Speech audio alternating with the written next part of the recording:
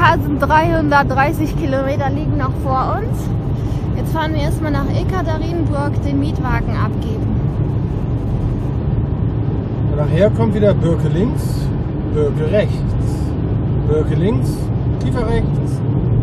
Oder wieder Freifelder. Aber alles mit Kitty Mobil. Wir sind auf halber Strecke in Kugan bei einer Werkstatt, weil die Öllampe angefangen hat zu blinken. Wir hatten schon mal ein Problem mit dem Öldrucksensor und den haben die sogar vorrätig und den wechseln sie jetzt aus. Der Ölstand stimmt. Eigentlich dürfte das nichts Großes sein. Drückt die Daumen!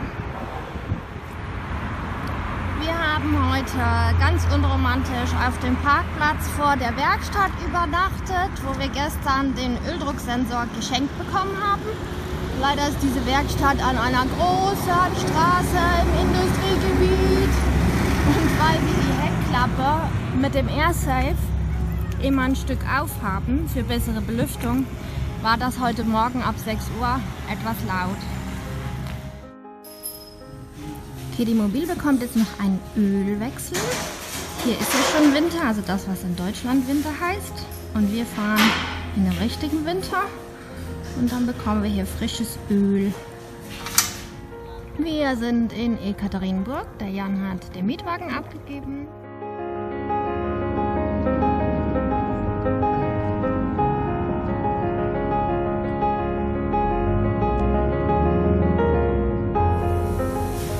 Kitty Mobil als echter Truck hat heute Morgen ein Date bei den anderen Truckern, um die Standheizung richtig einzubauen.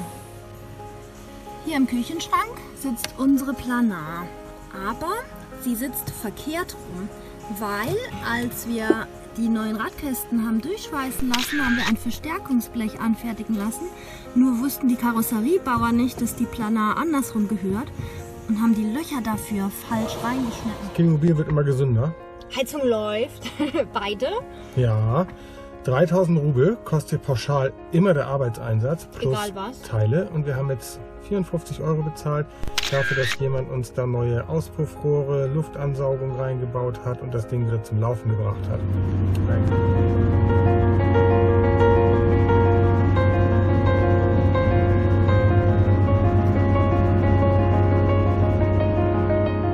Wo jetzt Kitty Mobil offiziell ein Truck ist, können wir auch auf Truckstops gehen nachts.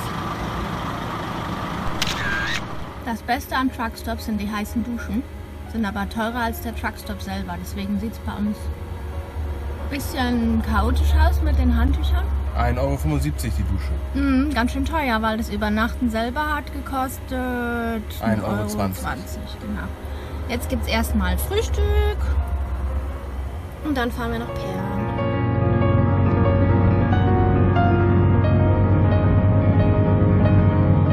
Wir sind in der nächsten Werkstatt. Wir schrauben uns durch Russland. Erst Ekaterinburg, jetzt Perm. Wir haben Knacken vorne links, offensichtlich eine Antriebswelle irgendwo im Gelenk. Und ja, der Werkstattfuzzi gestern hat gesagt, es dauert 3 Tage, bis die das Teil da haben. Aber es ist in Perm. Also sind wir dann nach Perm gefahren und da hat uns Werkstatttermin bekommen. So, Kitty Mobil soll jetzt wieder komplett in Ordnung sein. Und die Wischwaschpumpe auch. Genau, 102 € bezahlt. Das Gelenk ist inklusive, die Arbeitszeit ist inklusive und die Pumpe fürs Wischiwaschi-Wasser ist inklusive. Und ein Glas Ritze-Ratze, grüne Marmelade oder was? Sie haben gesagt, es kommt in Tee. Genau, wir haben schon probiert, einen Finger reingesteckt, ist sehr lecker. Genau, sehr süß und sehr waldig.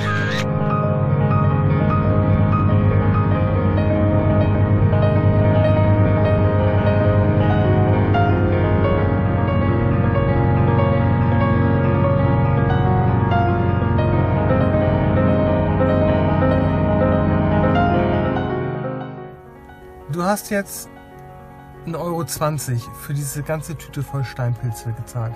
Das ist ja der Knall im All. Und nochmal so viel für diese leckeren Äpfelchen.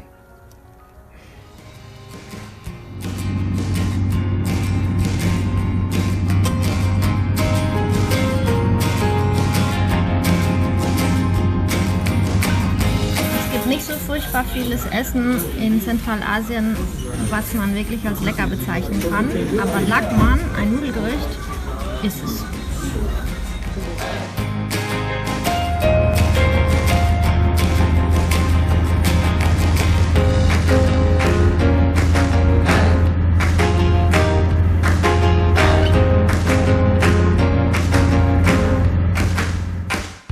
Guten Morgen aus der Truckstop-Romantik. Da hinten raucht das Häuschen.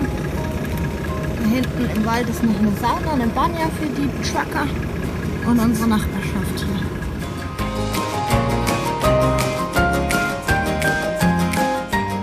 Unser Trigasalarm ist noch nicht installiert.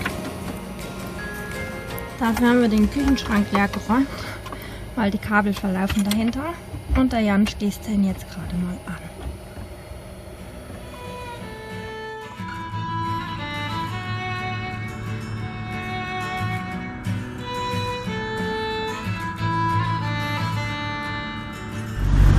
Wenn man in Russland Trasse fährt, dann gibt es keine Raststationen so wie in Deutschland, so Raststätten, sondern da gibt es solche Häuser, wo Hausfrauen richtig leckeres Essen machen, meistens in Kombination mit Reisenhändler, und das ist das Schild, wo man nach Ausschau halten muss, Stolovaja. Da ist das leckere, hausgemachte Essen. Nix so Industriefraß wie an deutschen Raststätten, das ist richtig hausgemacht, ohne Convenience. Das hier nennt sich Kompott, ist aber was anderes als das deutsche Kompott. Das ist quasi Saft mit Wasser und dem eingekochten Obst drin. Der Jan hat sich für Borscht entschieden. Lecker.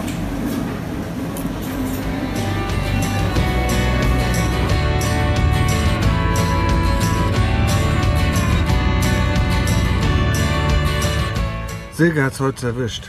Volles Rohr direkt in die Polizeikontrolle rein. Aber nicht, weil ich zu schnell war, das macht immer der Jan. Nee. Die haben einfach nur einen Ausländer gesucht, ausländisches Fahrzeug gezogen, und dann mussten wir Papiere zeigen, da hat der Führerschein gereicht. Das hat dann ein in Zivil gekleideter Polizist per Telefon an irgendwen weitergegeben, hat festgestellt, wir sind keine Verbrecher, und dann durften wir weiterfahren. Sprachen alle kein Englisch, aber war sehr lustig. Total nett, zuvorkommend und echt.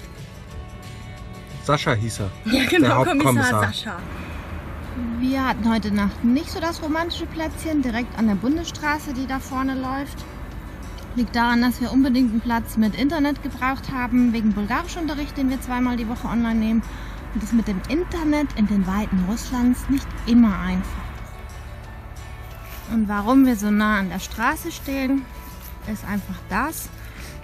Russland heißt ja Trasse fahren, und sobald man von der Trasse abbiegt, sieht so aus.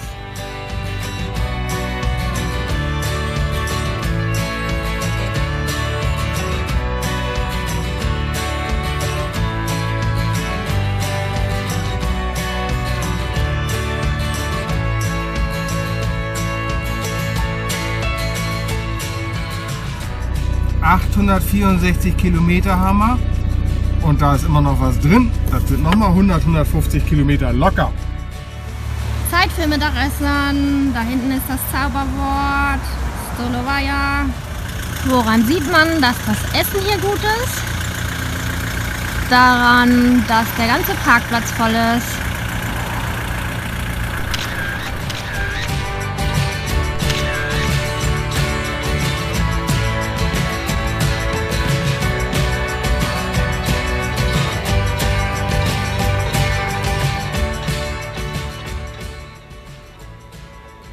Wir sind im Hotel. Richtig. Weil man sich in Russland nach spätestens 7 Werktagen registrieren muss. Und wenn man das nicht macht, hat man ein Problem, wenn es knallt auf der Straße. Fragen ihn halt erstes nach der Registrierung. Mehrmals täglich. Wenn nichts passiert, alles gut. Aber wenn was passiert, ist dieser Zettel Gold wert.